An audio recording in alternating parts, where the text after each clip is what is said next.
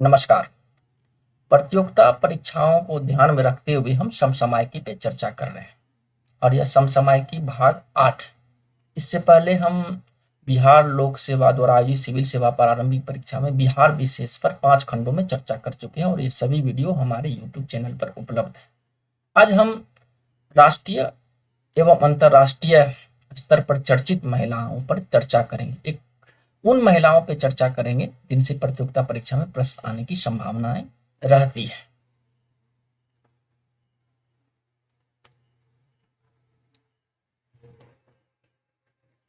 Finland की प्रधानमंत्री सना marine काफी चर्चा में है और इनकी चर्चा की वजह है कि इन्होंने फिनलैंड को नाटो में शामिल होने की इच्छा जाहिर की है। इससे पहले ये फिनलैंड की सबसे कम उम्र की प्रधानमंत्री बनकर चर्चा में रही थी। इसके साथ साथ फोर्ब्स पत्रिका ने प्रभावशाली महिलाओं की सूची में शामिल किया। इसके अतिरिक्त टाइम मैगजीन के कवर पर आ चुकी है। हाल में ही इन्होंने इस बात की इच्छा जताई है कि फिनलैंड को नाटो का सदस्य बनना चाहिए और इनका यह प्रस्ताव इसलिए भी वैश्विक जगत को चौंका रहा है क्योंकि जिस तरह से इसी मुद्दे पर रूस ने यूक्रेन पर हमला किया, तो सवाल उठता है कि क्या आगे चलकर फिनलैंड नाटो का सदस्य बनेगा। और सवाल नंबर दूसरा कि क्या रूस जिस तरह से यूक्रेन पर हमला किया, क्या फिनलैंड पर भी हमला करेगा। और इसी के साथ साथ फिनलैंड के पड़ोसी देश स्वीडन ने भी इच्छा जाहिर की है कि वो नाटो के सदस्य बनेंगे। दरअसल स्वीडन ने यह कहा कि यदि फिनलैंड सदस्य बन जाता है नाटो का, तो स्वीडन भी नाटो का सदस्यता ले लेगा।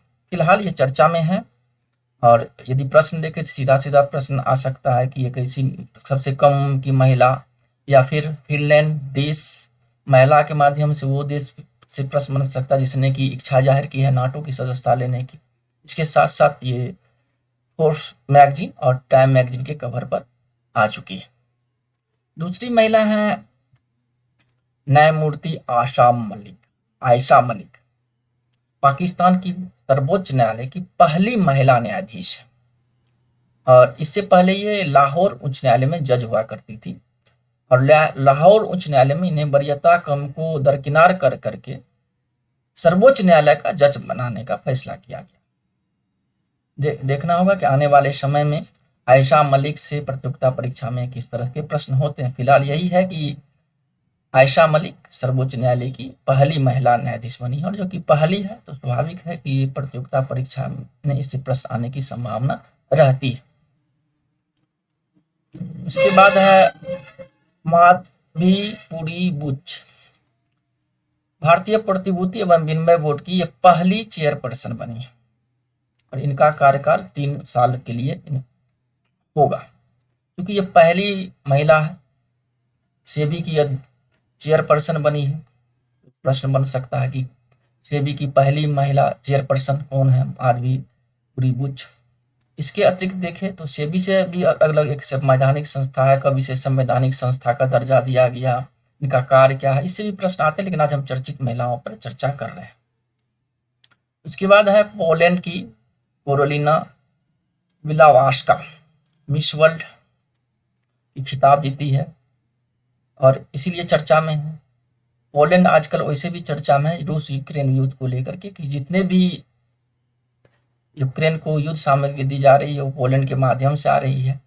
पोलैंड का चर्चा में रहने का एक मुद्दा अलग है, लेकिन पोलैंड की कैरोलिना विलावास्का मिस वर्ल्ड चुने जाने की वजह से चर्चा में है।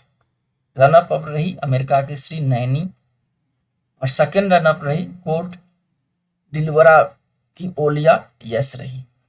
इसी से प्रश्न आ सकते हैं कि फर्स्ट रनअप कौन रही, सेकेंड रनअप कौन रही, किसने खिताब जीता। अक्सर इसी तरह से प्रश्न पूछे जाते हैं। ओएनजीसी भारत सरकार की एक महानवरत्न कंपनी है और इसकी चेयरमैन और प्रबंध निदेशक का अतिरिक्त प्रभार सौंपा गया अलका मित्तल को। इससे पहले ओएनजीसी की कंपनी की निर्देशक मानव संसाधन या ह्यूमन रिसोर्स के पद पे थी, जिसको अब अतिरिक्त प्रभार दिया गया है चेयरमैन का। इसीलिए इससे प्रश्न हो सकता है कि ओएनजीसी में इसे अतिरिक्त प्रभार या प्रबंध निदेशक का, तो उसका आंसर हो जाएगा अलका मित्तल। ये पहली है, इसीलिए इससे भी प्रश्न आने की संभावना होती है। कैटरीन नोवाक, ये हंगरी की पहली महिला राष्ट्रपति बनी है। और इसी के साथ हाल में ही हंगरी में चुनाव हुए थे जहां पर प्रधानमंत्री विक्टर ओर्बन प्रधानमंत्री बने हैं। ना कि हम महिला पर चर्चा कर रहे थे, लेकिन यहाँ जान लीजिएगा हाल में हुए हंगरी के चुनाव में प्रधानमंत्री विक्टर ओर्बन को विजय हुए और इन्हें रूस समर्थक माना जाता है। इसीलिए ये भी यदि चर्चित पुरुष के अंतर्गत इनका नाम आएगा तो इस वजह से कि ये हंगरी के प्रधानमंत्री बने हैं। और इसके साथ साथ चूंकि ये यूरोपीय यूनियन के सदस्य रहते हुए भी ये रूस समर्थक माने जाते हैं। लेकिन यहाँ चर्चा है कि हंगरी की पहली महिला राष्ट्रपति कैटरीन नोवाक। बांग्लादेश की रिजवाना हसन को अंतर्राष्ट्रीय साहसिक महिला पुरस्कार 2022 के लिए चुना गया। रिजवाना हसन बांग्लादेश में पर्यावरण अधिवक्ता संघ की मुख्य कार्यकारी अधिकारी हैं और इनका मुख्य कार्य रहा है कि वनों की कटाई, प्रदूषण, अवैध भूमि के विकास के खिलाफ ये हमेशा से आवाज उठाती रही, यानी कि पर्यावरण संरक्षण के लिए काम करती रही और जिसके लिए इन्हें अंतर्राष्ट्रीय साहसी महिला पुरस्कार दिया गया। वर्ष याद रख लिए। उसके बाद किस लिए, तो मुख्यतः देख रहे हैं कि पर्यावरण संरक्षण के लिए कहाँ की है, तो बांग्लादेश की है। या फिर नाम ही पूछा जाए कि अंतर्राष्ट्रीय साहसी महिला पुरस्कार किसे दिया गया, तो रिजवाना हसन। तीनों प्रश्न हो सकते हैं, किस देश से हैं, किस बात के लिए इन्हें दिया गया। पूजा जातियाना पैरा ओलंपिक में तीरंदाजी विश्व चैंपियन में रजत पदक जीतने वाली पहली भारतीय महिला, इसीलिए इनसे प्रश्न आने की संभावना है कि विश्व तीरंदाजी में रजत पदक जीतने वाली पहली महिला कौन है, पूजा जातियाना। अंतर्राष्ट्रीय ओलंपिक समिति फिनलैंड की आइस हॉकी खिलाड़ी एम्मा टेरहो को अपना अध्यक्ष और कोरिया गणराज्य की टेबल टेनिस खिलाड़ी चियोंग मिन यू को अपना उपाध्यक्ष नियुक्त किया है। तो क्वेश्चन कि अंतर्राष्ट्रीय ओलंपिक समिति की एम्मा टेरहो कहाँ की है, तो फिनलैंड की है। या सीधा सीधा पूछा जा सकता है कि इनकी अध्यक्ष कौन नियुक्त हुई है, तो एम्मा टेरहो। उपाध्यक्ष कौन नियुक्त हुई है, तो शिंग मिंग यू। स्वाभाविक है, एक का संबंध फिनलैंड का है और दूसरे का संबंध कोरिया गणराज्य से। इससे भी प्रश्न हो सकते हैं कि किस देश से इनका संबंध रहा। यूरोपीय संसद की अध्यक्ष चुनी गई है, माल्टा की सांसद हैं रोबार्टा मेट्सोला। ये काफी महत्वपूर्ण है क्योंकि यूरोपीय संसद की अध्यक्ष चुनी गई है। प्रश्न ये भी रह सकता है कि किस देश से इनका संबंध है, तो ये माल्टा की सांसद हैं।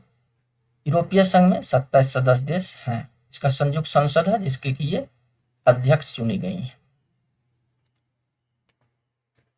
प्रोफेसर शांति श्री धूलीपुरी पंडित जेएनयू की नई कुलपति नियुक्त की गई हैं और ये जेएनयू की पहली महिला कुलपति होंगी। एक पहला प्रश्न, जेएनयू जवाहरलाल नेहरू विश्वविद्यालय के कुलपति कौन नियुक्त हुई है। दूसरा कि महिला कुलपति हैं और ये पहली महिला कुलपति है, इसीलिए यह प्रश्न महत्वपूर्ण हो जाता है। जम्मू कश्मीर उच्च न्यायालय की पूर्व मुख्य न्यायाधीश गीता मित्तल को table tennis federation of India के कार्यों के निर्वहन के लिए प्रशासक की समिति का अध्यक्ष नियुक्त किया गया है। तो पहली बात, इसे table tennis federation of India का समिति का अध्यक्ष नियुक्त की गई है, तो यह है गीता मित्तल। दरअसल दिल्ली उच्च न्यायालय ने इस टेबल टेनिस फेडरेशन में जो विवाद है और कई तरह के मुद्दे हों, उस बात को ध्यान में रख करके जम्मू कश्मीर उच्च न्यायालय के पूर्व न्यायाधीश गीता मित्तल को यह कार्यभार सौंपा है। भारत सरकार ने अतिरिक्त प्रभार पर सोनाली सिंह को लेखा महानियंत्रक नियुक्त किया। इससे पहले सोनाली सिंह अतिरिक्त लेखा महानियंत्रक के रूप में कार्यरत थी। पहला क्वेश्चन कि सीजीए के अंतर्गत किसे नियुक्ति मिली है, तो सोनाली सिंह को नियुक्ति मिली। इससे पहले सोनाली सिंह अतिरिक्त महानियंत्रक के रूप में कार्यरत थी। ये सीधा सा है, सोनाली सिंह कौन है या फिर सीएजी के लेखा महानियंत्रक किसे नियुक्त किया गया है, तो इस तरह से प्रश्न हो सकते हैं। All India federation cup tournament का खिताब रश्मि कुमारी ने जीता है। 3 बार एशियाई चैंपियन होने के अलावा 2 बार विश्व कप और 2 बार ICF कप और 4 बार सार्क चैंपियन भी रह चुकी है। काफी इनकी उपलब्धि रही है, लेकिन हाल फिलहाल इन्होंने all India federation cup tournament का खिताब जीता है रश्मि कुमारी। यदि सीधा सीधा नाम से ही पूछ दिया कि रश्मि कुमारी का किस खेल से संबंध है, तो वहाँ ऐसे भी क्वेश्चन पूछे जा सकते हैं। या फिर all India federation cup tournament खिताब रश्मि कुमारी ने जीता है, तो इससे पहले इनकी उपलब्धि क्या है? 3 बार एशियाई चैंपियन रही है, 2 बार विश्व कप रही, 2 बार ICF कप और 4 बार सार्क चैंपियन भी रह चुकी है। रश्मि कुमारी कैरम प्रतियोगिता से संबंध रखती है। आते हैं नाइजीरिया की एंगोंजी ओंगांजा एवेला विश्व व्यापार संगठन की महानिदेशक नियुक्त की गई हैं। इनको किया गया, ये पहली अफ्रीकी है नाइजीरिया के साथ साथ जिसे विश्व व्यापार संगठन का महानिदेशक नियुक्त किया गया। पहली अफ्रीकी अधिकारी होने के साथ साथ विश्व व्यापार संगठन के महानिदेशक पर नियुक्त होने की पहली महिला भी है। पहली अफ्रीकी, पहली महिला, दोनों इससे प्रश्न आ सकते हैं। और इनका संबंध किस देश से है? तो नाइजीरिया से है। इससे 3 प्रश्न हुए कि किस देश से संबंध रखती हैं, तो नाइजीरिया की है। दूसरा कि पहली अफ्रीकी है जो कि विश्व व्यापार संगठन के महानिदेशक पद तक पहुंची। और तीसरी बात कि पहली महिला है जो इस संगठन की महानिदेशक बनी है। तो तीनों प्रश्न हो सकते हैं इससे। वैसे तो एकेडमिक अवार्ड से बहुत सारे प्रश्न पूछे जाते हैं, लेकिन मैंने वहां से चर्चित महिला के तौर पर क्लोई जाओ को लिया है। और ये पहली अश्वेत और एशियाई महिला हैं जिन्हें की एकेडमी अवार्ड मिला। साथ ही वह ऐसी दूसरी महिला हैं जिनको ऑस्कर में सर्वश्रेष्ठ निर्देशक का पुरस्कार मिला। तो पहला क्वेश्चन कि ऑस्कर में सर्वश्रेष्ठ निर्देशक का पुरस्कार किसे मिला है, तो क्लोई जाओ को मिला है। इसके साथ साथ ये पहली अश्वेत हैं जिन्हें यह पुरस्कार मिला है, और पहली एशियाई महिला है, एशियाई मूल की महिला हैं जिनको यह पुरस्कार मिला है। इससे भी 3 प्रश्न हो सकते हैं। उसके बाद आते मीराबाई चानू, टोक्यो ओलंपिक में रजत पदक इन्होंने जीता। ठीक से इस तरह से ओलंपिक पदक तालिका से बहुत सारे प्रश्न हो सकते हैं। हमने वहां से चर्चित महिला के तौर पर मीराबाई चानू का नाम लिया है। इसके साथ साथ जानिए कि अप्रैल 2021 में ताशकंद में एशियाई भारोत्तोलन चैंपियनशिप के दौरान मीराबाई चानू ने महिलाओं के 49 किलोग्राम वर्ग में 119 किलोग्राम भार उठाकर एक नया विश्व रिकॉर्ड बनाया। पहली बात, 49 किलोग्राम वर्ल्ड में भारोत्तोलन में विश्व रिकॉर्ड किसके नाम से है, तो भारत की मीराबाई चानू के नाम से। इसके साथ साथ ओलंपिक में इन्होंने रजत पदक जीता है। तो 2 प्रश्न हुए। ये किलोग्राम भी बहुत महत्वपूर्ण रखता है क्योंकि हर किलोग्राम के लिए अलग अलग रिकॉर्ड होते हैं। और कहाँ पर, तो ताशकंद में एशियाई भारोत्तोलन चैंपियनशिप, ये प्रतियोगिता कहाँ हुई थी? एशियाई भारोत्तोलन चैंपियनशिप, तो ये ताशकंद में हुई थी। राइफल फाइटर प्लेन की पहली महिला पायलट बनी शिवांगी सिंह, ये काफी चर्चा में रही है। पहली बार राफेल प्लेन को उड़ाने का श्रेय इनको जाता है एक महिला के तौर पर। उसके साथ साथ ये वर्ष 2017 में राफेल उड़ाने से पहले ये MiG-21 भी उड़ा चुकी है। तो दोनों श्रेय जाता है, दोनों की ये पहली महिला थी। राफेल फाइटर प्लेन उड़ाने वाली भी ये पहली महिला थी और MiG उड़ाने वाली ये पहली महिला थी। अभिनेत्री हर्षाली मल्होत्रा को 12वें भारत रत्न डॉक्टर अंबेडकर पुरस्कार से सम्मानित किया गया है। इसके साथ साथ हर्षाली बाल फिल्म कलाकार के तौर पर इस फिल्म जगत से इन्हें सम्मानित किया गया। फिल्म बजरंगी भाईजान में ये बाल कलाकार के तौर पर काम कर चुकी है। अंशु मलिक 57 किलोग्राम वर्ग में वर्ल्ड चैंपियनशिप में सिल्वर मेडल जीतकर इतिहास रचा है। यह भारत की तरफ से वर्ल्ड चैंपियनशिप में सिल्वर मेडल जीतने वाली पहली पहलवान भी बन चुकी है। दोनों बात है कि वर्ल्ड चैंपियनशिप में इन्हें सिल्वर मेडल प्राप्त हुआ। ये भारत की पहली महिला है जिन्होंने कि वर्ल्ड चैंपियनशिप में पदक जीती है, सिल्वर मेडल पदक जीती है। तो दोनों तरह से इससे प्रश्न आ सकते हैं। अवनी लेखरा जापान की राजधानी टोक्यो में आयोजित पैरा ओलंपिक 2020 में से 2 पदक जीता है इन्होंने। जब जापान में पैरा ओलंपिक का खेल का आयोजन हुआ था तो उसमें इन्होंने 2 पदक जीतने में ये सफल रही। इसके साथ साथ ये स्वर्ण पदक जीतने वाली पहली भारतीय महिला खिलाड़ी है, यानी पैरा ओलंपिक में स्वर्ण पदक जीतने वाली पहली महिला भारतीय खिलाड़ी हैं।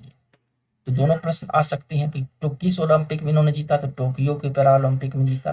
2 पदक जीता जिनमें से एक स्वर्ण पदक था। स्वर्ण पदक जीतने वाली ये पहली भारतीय खिलाड़ी है। अरुणिमा सिन्हा कहा जाता है कि कोई ऐसी ऊंची पर्वत नहीं है जिन पर इन्होंने चढ़ाई करके फतह प्राप्त ना की हो, इसमें कि माउंट एवरेस्ट भी शामिल है। इसके साथ साथ इनके बारे में ये महत्वपूर्ण है कि विकलांग है, इसके बावजूद भी इन्होंने अभी तक विश्व की जो सबसे 7 ऊंची चोटी है उस पर चढ़ने में या उस पर फतह प्राप्त करने में सफल रही है। एक तरह से इन्होंने कीर्तिमान रचा है। और हाल में चर्चा में इसलिए रही है कि अंटार्कटिका के सबसे ऊंची चोटी पर इन्होंने चढ़ाई की है। इससे पहले ये माउंट एवरेस्ट पर चढ़ाई कर चुकी है। न केवल माउंट एवरेस्ट बल्कि माउंट एवरेस्ट सहित जो विश्व की सर्वश्रेष्ठ ऊंची चोटियां हैं उन पर इन्होंने फतह प्राप्त की। संयुक्त अरब अमीरात यूएई ने अपने अंतरिक्ष कार्यक्रम के लिए पहली बार अंतरिक्ष यात्रा के तौर पर 2 यात्रियों का चयन किया है। उनमें से एक महिला है अल मातूसी, इनको की अंतरिक्ष यात्री के तौर पर इनका चयन हुआ है। इनका बाद में ये प्रशिक्षण के बाद अंतरिक्ष यात्रा पे जाएंगे और कहा जा रहा है कि इनका प्रशिक्षण नासा के अंतर्गत होगा। नोरा अंतरिक्ष में प्रवेश करने वाली पहली अरब महिला होगी, लेकिन पहली मुस्लिम नहीं। पहली मुस्लिम महिला थी अनुसे रायसन। और यूएई की तरफ से ये पहली बार ऐसा हो रहा है कि उन्होंने बहुत सारी प्रतियोगिता परीक्षा करने के बाद वहां पर 2 लोगों का चयन किया है अंतरिक्ष में जाने के लिए, जिसमें कि एक महिला है और महिला का नाम है अल मातूसी। इनके साथ जो पुरुष यात्री का चयन हुआ है उसका नाम है मोहम्मद अल मुल्ला। क्योंकि यहाँ पर हम चर्चा कर रहे थे महिला को, इसलिए उसके नाम को हमने छोड़ दिया, लेकिन उसका नाम है मोहम्मद अल मुल्ला। संयुक्त अरब अमीरात से 2 अंतरिक्ष यात्री का चयन हुआ है, जिसमें से एक महिला है अल मातूसी, दूसरा मोहम्मद अल मुल्ला। और अल मातूसी न केवल यूएई बल्कि अरब देशों की वो पहली अंतरिक्ष यात्री बनेगी। बैडमिंटन खिलाड़ी पीवी संधू काफी चर्चा में रहती है और भारत की ओर से ओलंपिक खेलों में महिला एकल बैडमिंटन का रजत पदक और कांस्य पदक जीतने वाली पहली भारतीय खिलाड़ी है। रियो में इन्होंने सिल्वर पदक जीता था और टोक्यो में इन्होंने ब्रॉन्ज मेडल जीता। तो क्वेश्चन यही से आएगा कि वो महिला बैडमिंटन खिलाड़ी जिसने की 2 पदक जीता ओलंपिक में, तो पहला रजत पदक इन्होंने जीता था रियो ओलंपिक में। इसके बाद हाल फिलहाल टोक्यो ओलंपिक में इन्होंने ब्रॉन्ज मेडल जीता। इससे भी इनके नाम कई खिताब रहे हैं जिनसे भी प्रश्न पूछे जाते हैं, लेकिन इनके लिए महत्वपूर्ण यही है कि जब ओलंपिक में 2 पदक जीतने में सफल रही है तो एक प्रश्न बन के सामने आता कि भारत की वो कौन महिला खिलाड़ी है, बैडमिंटन खिलाड़ी जिसने कि ओलंपिक में 2 पदक जीता। ये भी पूछा जा सकता है कि रियो में कौन सा पदक जीता और टोक्यो में कौन सा पदक जीता। मिसेज वर्ल्ड प्रतियोगिता में अमेरिका की सेलिन फोर्ड ने खिताब जीता है। इसके साथ साथ इस प्रतियोगिता में भारत की तरफ से प्रतिनिधित्व कर रही थी नवदीप कौर, टॉप 15 में जगह बनाने में सफल रही। साथ ही नवदीप कौर ने बेस्ट नेशनल कॉस्ट्यूम का अवार्ड अपने नाम भी किया है। ये 2 प्रश्न है कि ये मिसेज वर्ल्ड का खिताब किसके नाम रहा और भारत की तरफ से जिसमें प्रतिनिधि थी उन्हें बेस्ट नेशनल कॉस्ट्यूम अवार्ड दिया गया। मिताली राज भारतीय महिला क्रिकेट की एक तरह से सितारा है और मिताली राज ने अंतर्राष्ट्रीय क्रिकेट में सबसे अधिक रन बनाने वाले खिलाड़ी बन चुकी हैं, वनडे में भी और इसके साथ साथ टेस्ट में भी। उन्होंने चार्लोट एडवर्ड के 10,273 रन के रिकॉर्ड को पीछे छोड़ दिया। इसके साथ साथ चार्लोट एडवर्ड और मिताली राज दो ही ऐसी खिलाड़ी हैं जो कि 10,000 रन के आंकड़े को पार की है।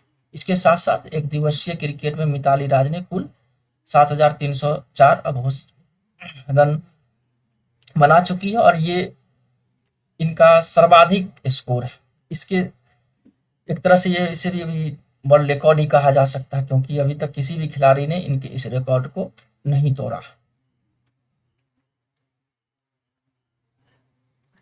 पंजाब की 21 साल की हरनाज संधू बनी मिस यूनिवर्स 2021 में।